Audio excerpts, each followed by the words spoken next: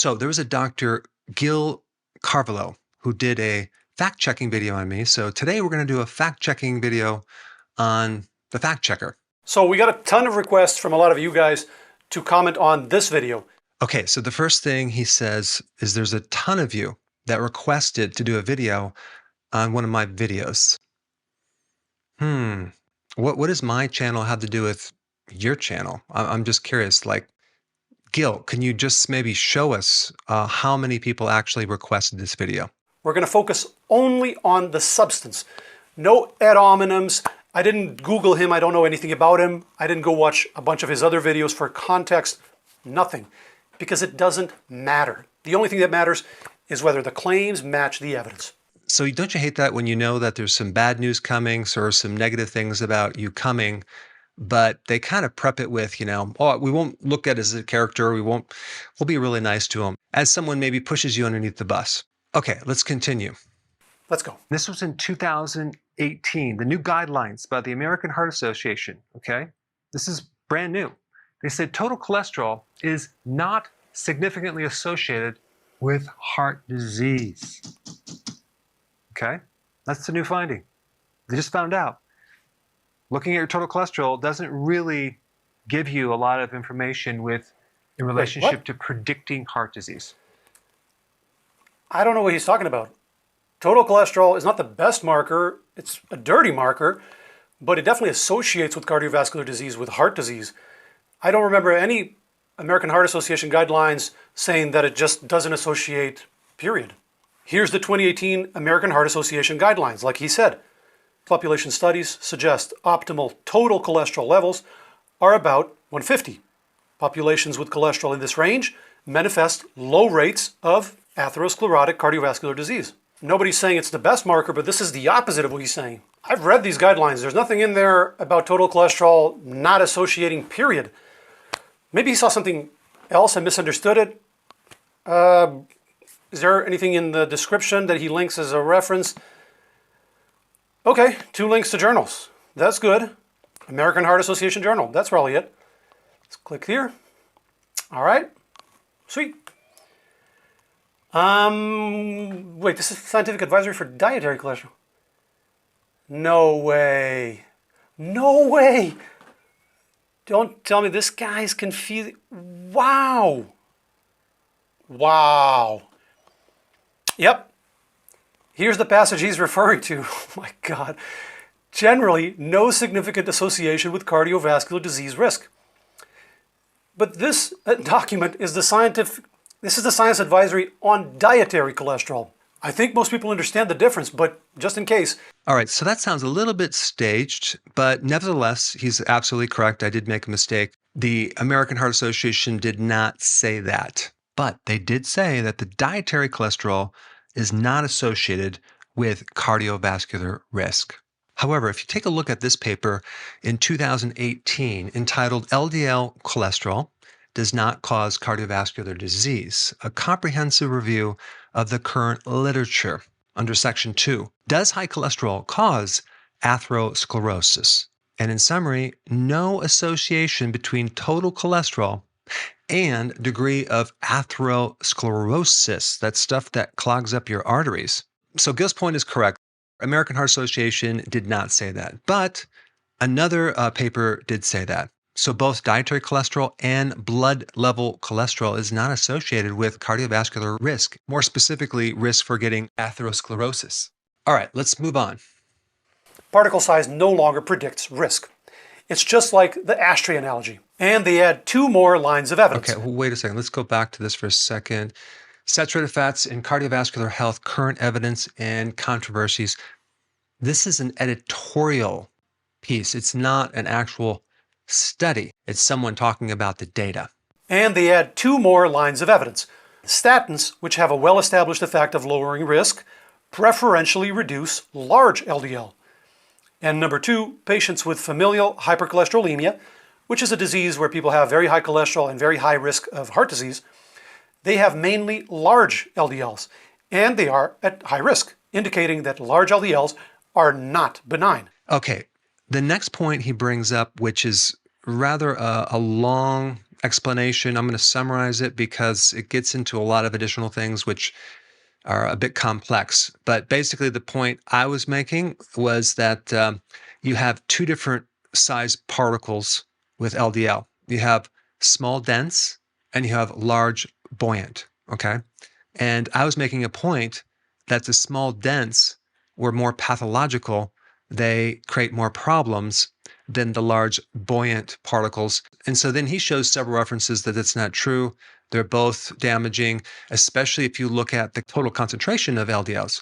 If that's high, that's going to be a bigger problem. But there was two additional studies that I want to show you right now that came a little bit later than the one he posted. This one was originally published in 15 February 2021.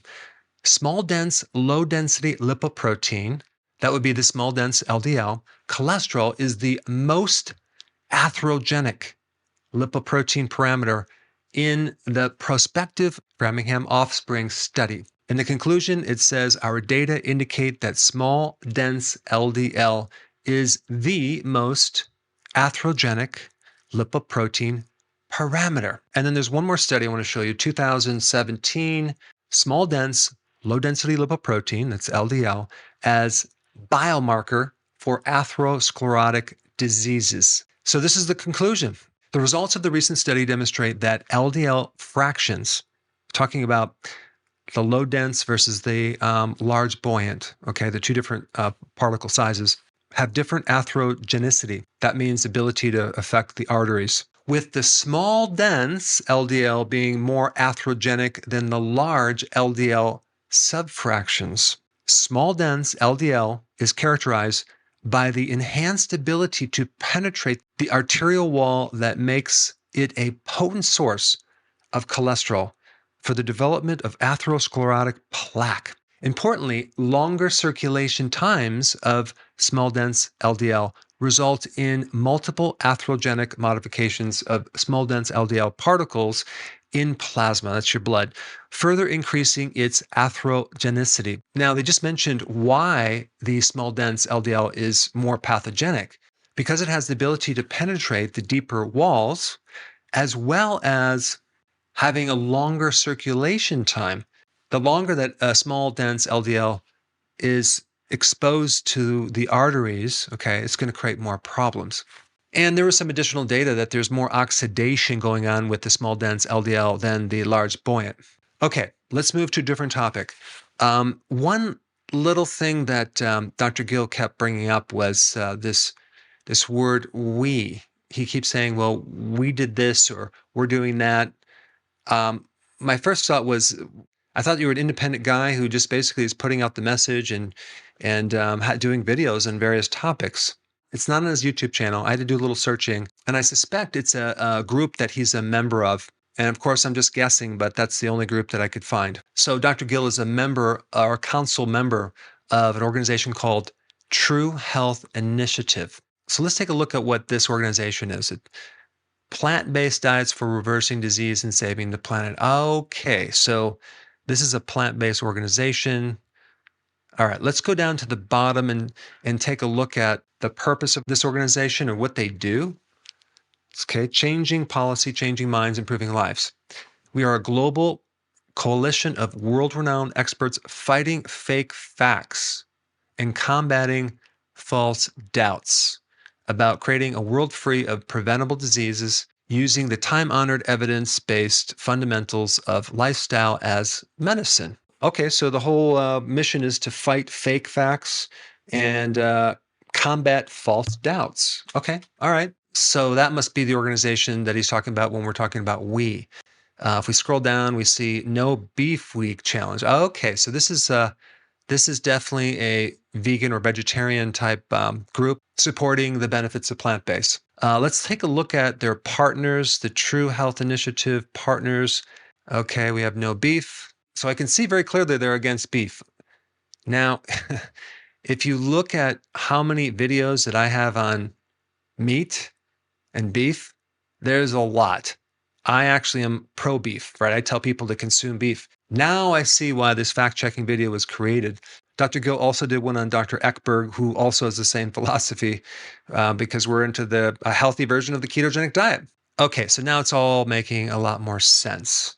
So Dr. Gil, if you're watching, I just want to let you know I did participate in a study involving grass-fed beef and from farmers all over the United States, and they submitted their beef into this study.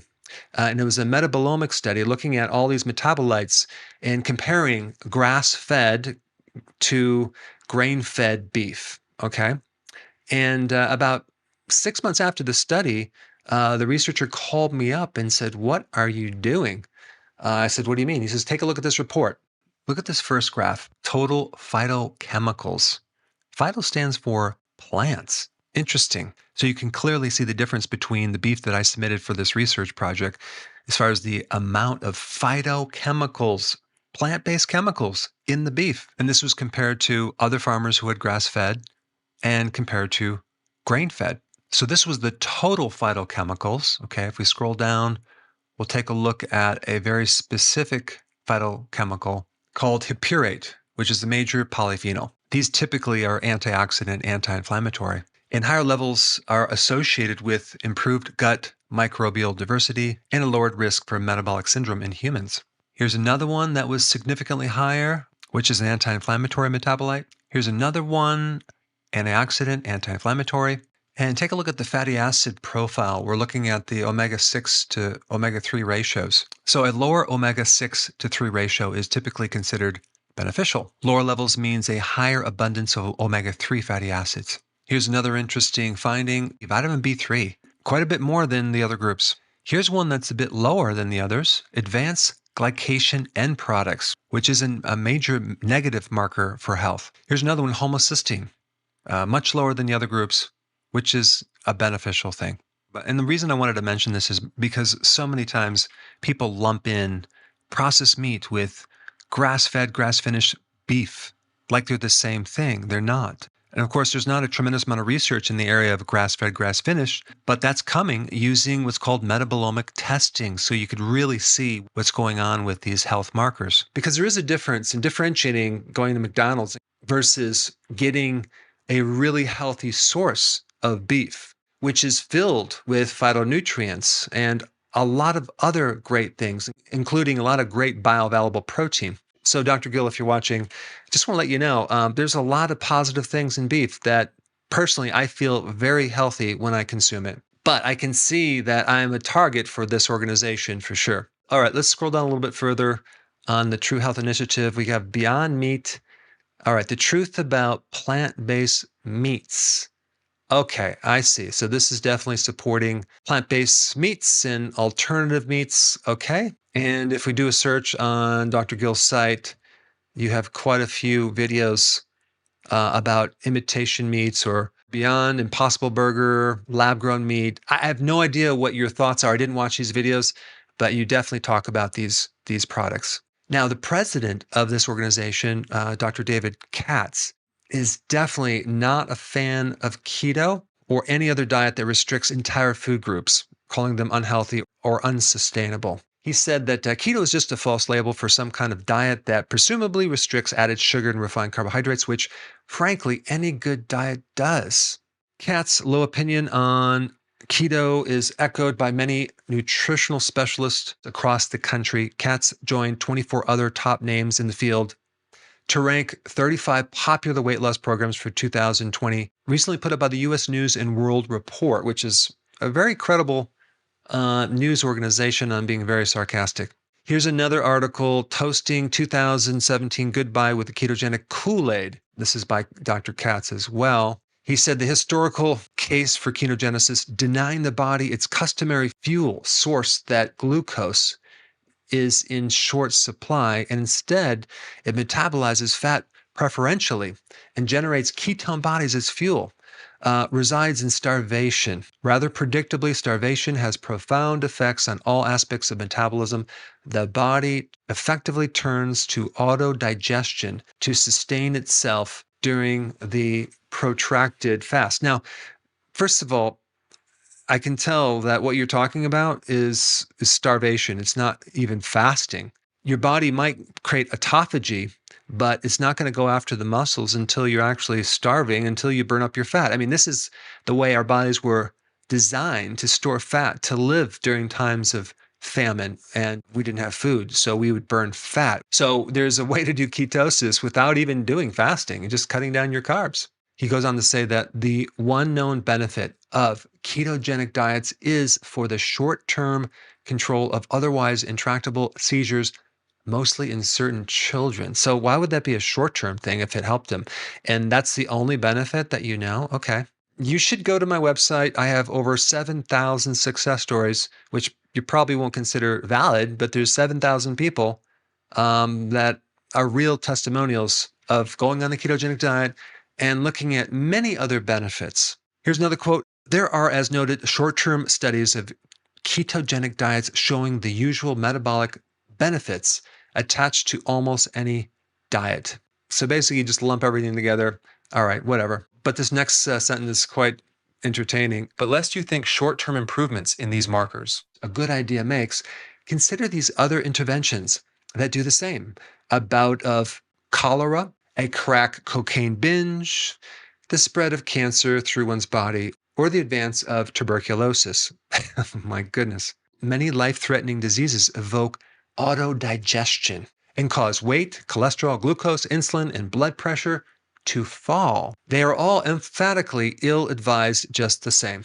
So he's comparing the ketogenic diet creating damage like you would if you smoke crack or had cancer or had TB.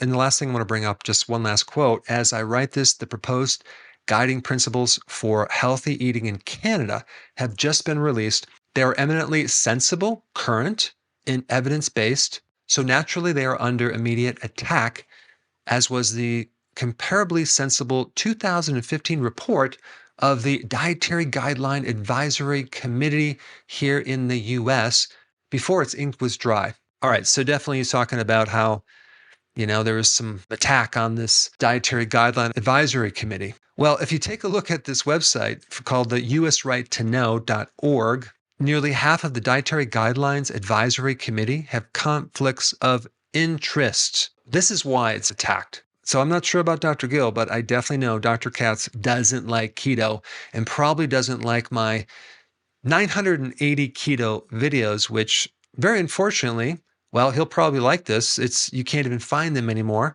When you do a search on keto, all you see is the negative keto videos that come up. But of course, if you search for the plant-based ones, they're all really nice and positive. So my question for Gil and others who do like an anti-Dr. Berg videos is, what diet do you recommend? What should we be eating? And let's compare that versus just the ketogenic diet, because there's a lot of different ketogenic diet versions. The one I recommend is the healthy version. In fact, I don't know if Gil knows this, but I recommend 7 to 10 cups of vegetables every single day, which is a considerable amount of vegetables. I don't know if you knew that or not. But as I dug more into this True Health Initiative site, I found a link to this other site called eatforum.org. It's called the Eat Lancet Commission, the Planetary Health Diet. So as far as I know, this might be the diet that this group recommends. I don't know this for a fact, but it's definitely mostly plant-based.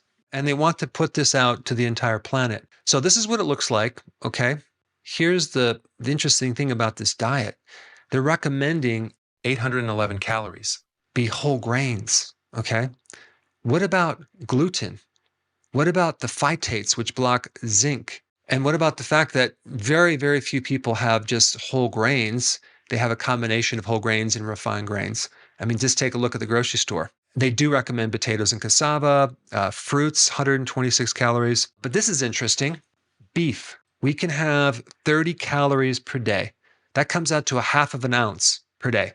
That's like a little tiny bite. But we can have 284 calories from legumes, okay, and 291 calories of nuts, and 354 calories of unsaturated oils. Would that be like soy oil, canola oil, cottonseed oil, corn oil? I couldn't find the specific unsaturated fats.